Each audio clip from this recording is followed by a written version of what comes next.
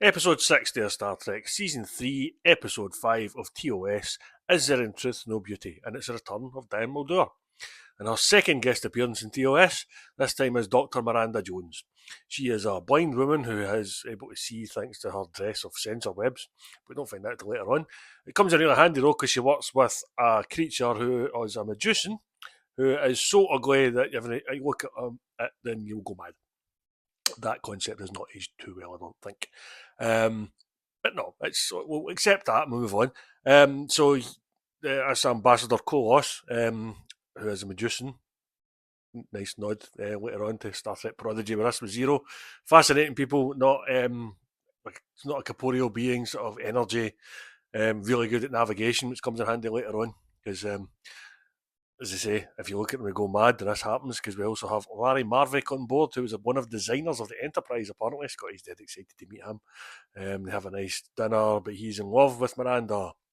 So he's going to kill Kolos. Bit extreme. He does go to kill him, but before he can get his phaser, he sees the ambassador and goes mad. Just as Scotty gives him control of the Enterprise, of course. That happens before we find out he's gone mad.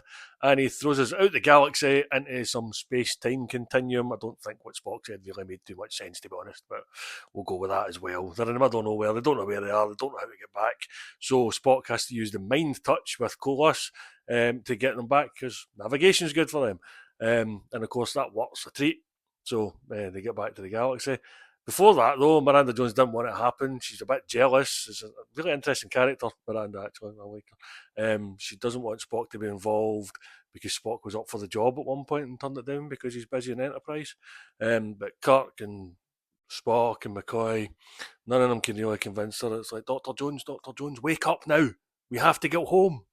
Yes, that's an aqua joke. But yeah, we get there eventually. But Spock can only get away with seeing the ambassador because he's got a visor. The visor doesn't work for humans.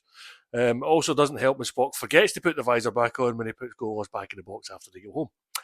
He then goes mad.